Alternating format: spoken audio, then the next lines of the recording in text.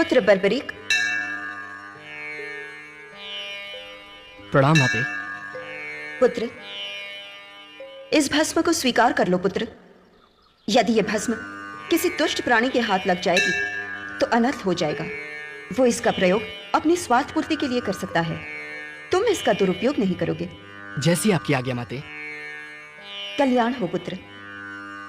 पुत्र, जो सिद्धियां हमने तुम्हें प्रदान की है केवल वो ही पर्याप्त नहीं है। अभी तुम्हें शक्ति प्राप्त करना शेष है। मेरे लिए क्या आज्ञा है माते? भगवान शिव की आराधना करो पुत्र, वही तुम्हें शक्ति प्रदान करेंगे। हमारा आशीर्वाद सदैव तुम्हारे साथ है। सुहृदय, मैं ईश्वर से प्रार्थना करूंगा कि तुम्हारी आराधना सफल हो। आज से तुम सिद्धसेन के नाम से भी जाने जाओगे। अब मुझे प्रस्थान करना चाहिए।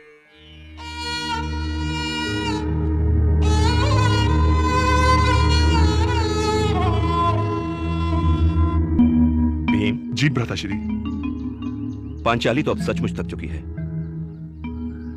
और मेरे अनुज भी। अब तुम मझले होने का कर्तव्य निभाओ और जाकर देखो आसपास कोई जल की व्यवस्था या विश्राम करने का उचित स्थान है या नहीं।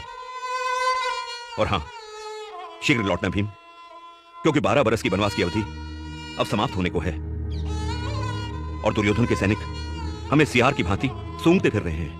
जो आज्ञा भ्राताश्री।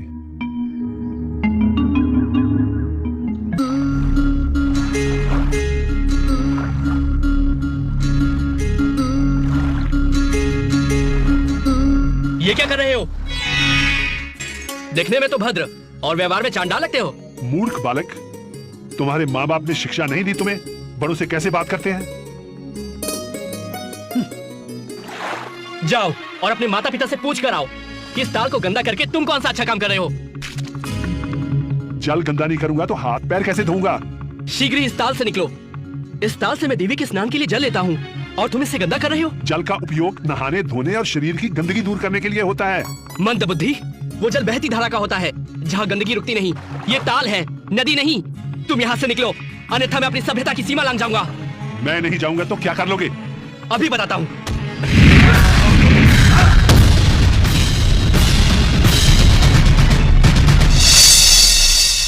मैं बच्चों पे हाथ नहीं उठाता, किंतु तुमने सारी सीमा तोड़ दी।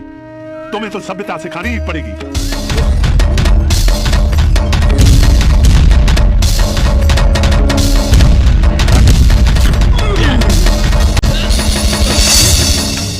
ठहरो वत्स, ये तुम क्या कर रहे हो? प्रभु, इसने पूजा का जल अपवित्र किया है, मैं इसे दंड दूंगा। ऐसा मत करो वत्स, ये महाबली भीम तुम्हारे दादा हैं। मेरे दादा श्री भीम? हाँ।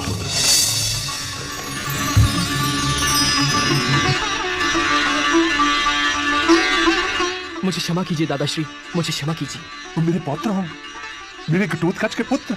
हाँ हाँ दादाश्री, मुझसे अनजाने में ऐसा अपराध हुआ है जिसकी कोई क्षमा नहीं। नहीं पौत्र नहीं, भूल मुझसे भी हुई है। मैंने भी बड़े होने का कोई अच्छा परिचय नहीं दिया। मेरे लिए मात्र जल था और तुम्हारे लिए पूजा का स्थल। ओम नमः शिवाय, ओम नमः आंखें खोलो शिवाय। प्रणाम प्रभु। कल्याण हो। हम तुम्हारी आराधना से अति प्रसन्न हैं पुत्र। कहो, क्या वर मांगना चाहते हो? प्रभु, प्रथम इच्छा थी कि आपके दर्शन हो, वो अब पूर्ण हुई। और दूसरी? मैं ऐसी शक्ति चाहता हूँ प्रभु जिससे मैं दुर्बल और निसहाय लोगों की रक्षा कर सकूं।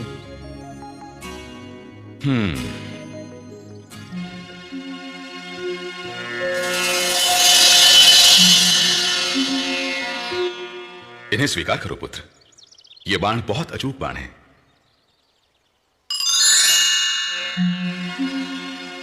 पहला बाण छोड़ने से तुम युद्ध भूमि में जिनका भी वध करने की कामना करोगे, ये बाण उनके शरीर पर मृत्यु चिन्ह बना देगा।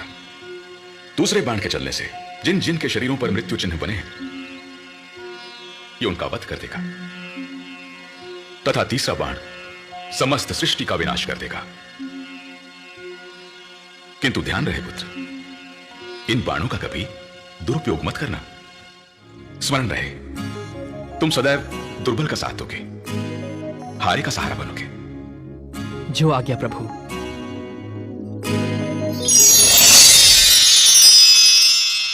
बर्बरिक को प्रलय वाली शक्ति मिल गई। इन 3 बाणों की सहायता से वो विश्व भर की सेना को अकेले समाप्त कर सकता था। पांडव द्रौपदी के साथ अपना 1 वर्ष का अज्ञातवास पूरा करने महाराज विराट की राजधानी पहुंच गए। द्रौपदी शैलेंद्री बन गई और उसे महारानी सुदेशना ने अपनी सेवा में रख लिया। युधिष्ठिर विराट नरेश के विशेष सेवक हो गए। भीम रसोईया बन गए। अर्जुन ने विराट पुत्री उत्तरा को नृत्य की शिक्षा दी। नकुल अश्वशाला की देखभाल करने लगे और सहदेव ने चरवाहे का कार्य किया। अज्ञातवास समाप्त होते ही पांडवों का दूत बनकर श्री कृष्ण कौरवों के पास गए, परंतु दुर्योधन ने उनकी बात नहीं मानी। युद्ध होगा बड़े भैया, अवश्य होगा। युद्ध को टालने का मेरा अंतिम प्रयास, मेरा शांति प्रस्ताव विफल हो गया। मामा शकुनी के द्यूत के पासे अब जुए की बिसात से निकलकर नरसंहार का नृत्य कर रहे हैं। हस्तिनापुर नरेश धृतराष्ट्र ने नेत्रहीनता को अपना रक्षा कवच बना लिया है और पुत्र मोह के कारण वो अपना राजधर्म भूल चुके हैं। मैंने आप पांडवों के लिए केवल 5 गांव मांगे थे, किंतु दुर्योधन ने कहा कि 5 गांव तो क्या, वो सुई की नोक के बराबर भूमि भी नहीं देगा। हे केशव, सत्ता और शक्ति के मद में चूर। अनुज दुर्योधन चाहे कुछ भी कहे, किंतु पांडवों की ओर से अंतिम निर्णय लेने का अधिकार मैं आपको सौंपता हूं माधव। प्रश्न अब केवल न्याय संगत अधिकार का नहीं है महाराज, अब प्रश्न है धर्म का। और मैं तो सदैव धर्म के हित की बात करूंगा और यही कहूंगा कि हे सर्वश्रेष्ठ धनुर्धर, उठाओ अपना गांडीव। हे गदाधारी भीम, उठाइए अपनी गदा। हे धर्मराज युधिष्ठिर, उठाइए धर्म की ध्वजा। जब जब राजनीति करने वाले लोग असंवेदनशील होंगे, तब तब शस्त्र उठेगा। यह युद्ध होगा सत्य और असत्य का, न्याय और अन्याय का, धर्म और अधर्म का।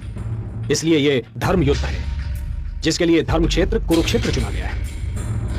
और फिर भी अगर चित्त की शांति के लिए आप जानना चाहते हैं तो सुनिए वासुदेव, महादेव की सौगंध, जब मेरे बाणों की वर्षा होगी तो अग्नि बरसेगी और वो अग्नि कुरुसेना और सेनापतियों को यूं जलाकर भस्म कर देगी जैसे ग्रीष्म ऋतु सूखी घास को जलाकर राख कर देती है।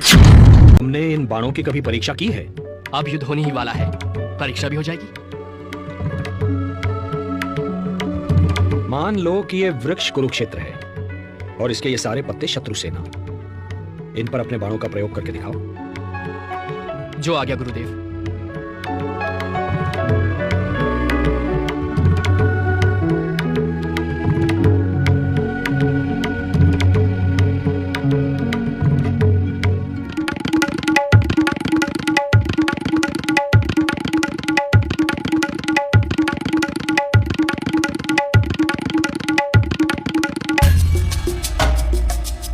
इस वृक्ष के सारे पत्ते मेरे लक्ष्य पर हैं गुरुदेव।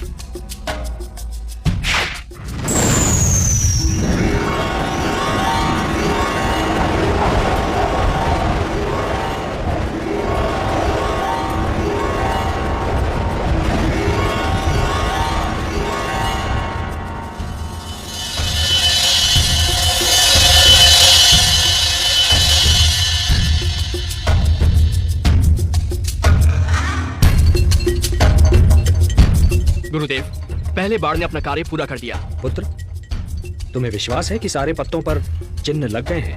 हाँ गुरुदेव।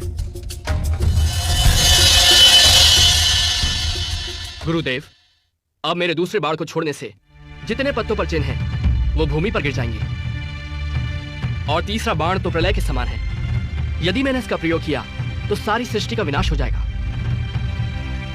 मैं इसका प्रयोग कभी नहीं करूंगा। रुक जाओ पौत्र, अब मुझे पूर्ण विश्वास है कि इस महायुद्ध में हम पांडव दुर्बल नहीं हो सकते।